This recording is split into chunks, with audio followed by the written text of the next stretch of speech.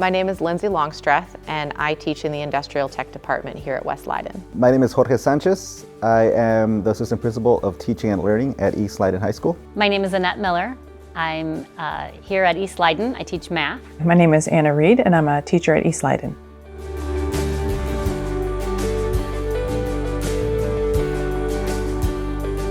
I attended Berea College from 2002 to 2006. It's located in Kentucky. I grew up in Knoxville, Tennessee. My single mom didn't have a lot of options for us, so Berea actually was the only option that I had. It is an endowment, grant, and donation funded institution founded in the 1800s. So every student that goes there has a full scholarship. They also pull from a diverse background of students who maybe didn't attend school. So a unique thing about me is that I was actually homeschooled. I never went to public school. My parents are migrants from Mexico who didn't go to college. So I leaned very heavily on educators, counselors, my teachers. I went to a counselor and asked her for help. To my dismay, she said that I was not college material, and I didn't apply to college right after high school. Instead, I enlisted in the military. While I was in the military, I really saw classmates that I had gone to school with growing and succeeding. So I had a longing for, that college experience. In the military, upon finishing my term, I enrolled in a community college,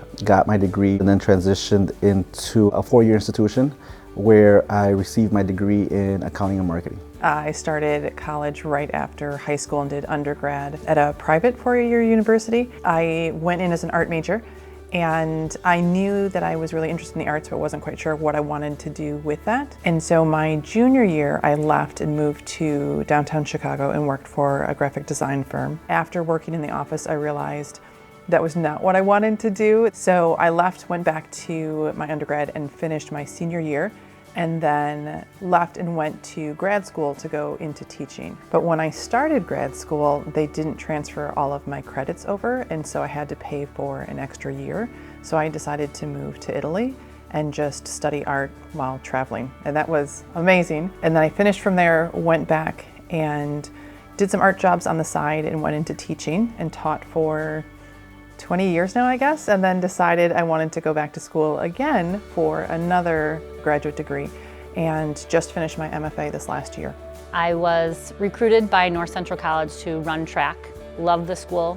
The only problem was financially, it was a lot. We started to figure out how to pay for it even after loans. My mom was a single mom. I had to have jobs while I was trying to run track, while I was trying to go to school. I ended up having to transfer somewhere cheaper, and so I transferred over to NIU. The ability there to also pay was still a struggle. I wasn't getting the track scholarship anymore. Because I was working so much, school kind of suffered, so I actually stopped going to school. And I went home to figure out what I wanted to do with my life. I asked my mom, what should I do?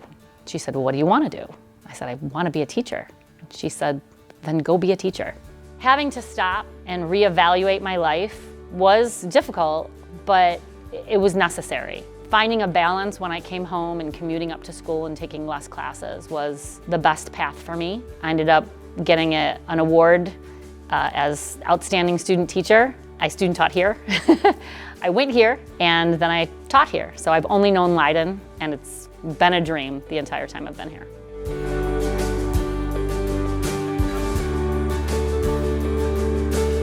Moving away from home, being on my own, managing my schedule, managing my time, juggling my courses, juggling the little job I had, making new friends. I think one of my biggest challenges was the lack of trust, right? Because I had that initial interaction with a counselor and her telling me I wasn't college material. Trusting other advisors, other counselors thereafter was very difficult. So I ended up navigating my college experience on my own. I'm having to learn matriculation and the financial aid system by itself. Like that, it was quite a task. So starting with undergrad, I didn't really know how I was going to pay for school.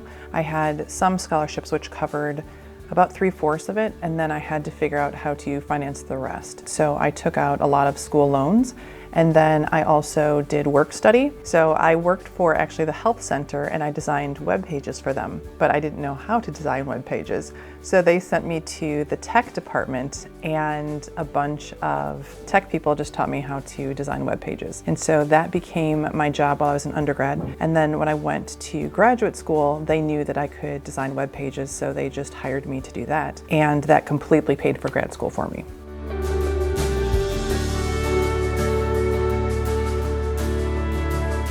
Don't let anybody tell you what you should do, what you can't do, and what you can do. I was rejected by the education department at Berea. I was getting my degree in industrial arts, and if you wanted to get a teaching degree there, you had to line up with the education department. You took a few education classes and they had to accept you into their program. They didn't like it if you weren't just full education. I took a few education classes, and then sophomore year I turned in my portfolio, all the things I know. I could be a shop teacher. They met with me, and my advisor went over and advocated for me.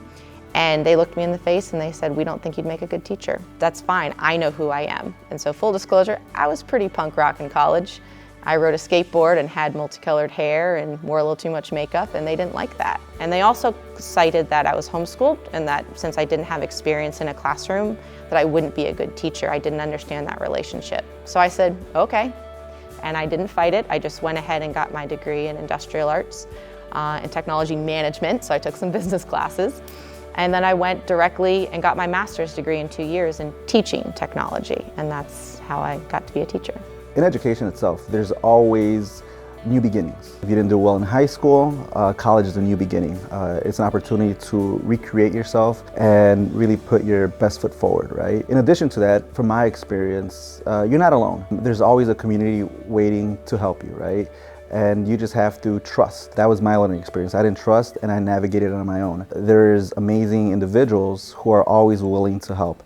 It's just a matter of you, one, trusting and being resilient and seeking out that help. I would like Leyden students to know that college is what you make of it.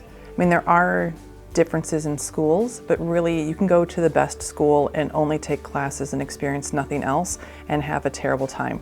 Or you can go to a school that you may not think is the best and have an internship or something else and make a great experience.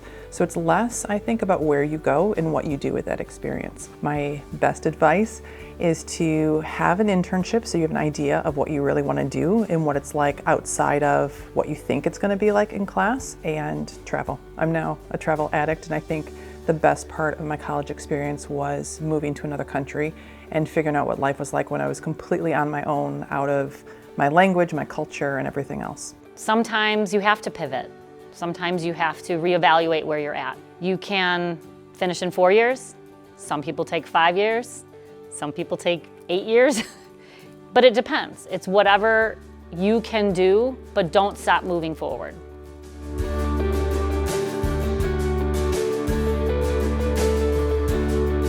I would commute to college, usually take night classes because I was working a full-time job. You know, wake up at 6 a.m., get to work. I was working at a high school at the time, work from 7 to 4, eat quick lunch or dinner on the road, and then go make my way downtown to DePaul. And I would typically be there up until about 9 p.m. I would get out of there and then I would go to a local coffee shop, get some studying done till about 12 midnight, and then do it all over. If you go to art school, the best part is that professors don't want to teach on Fridays, so you will never have an art class on Friday. You might still have an 8 a.m. class, so I think often I would just get up, roll out of bed, go to class. Art classes are about 4 hours long, so you might have 1 or 2 a day. And then I might take a few gen ed courses during the week.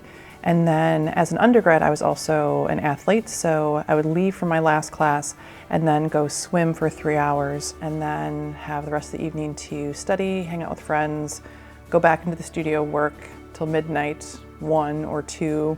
You'd go to classes in the morning, then you'd go to practice, and then I would have to go to work, and then I would cram homework in somewhere where I could, get to bed real late, wake up again real early, do it all over again, and I was exhausted all the time.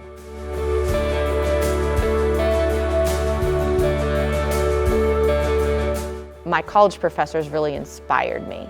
They believed in me, they treated me like I could do anything, and I think that really transformed my idea of how to be a teacher and why you teach. You're not just imparting knowledge, you are seeing their potential instead of saying you need to know this content, you need to do this worksheet, you need to learn this information.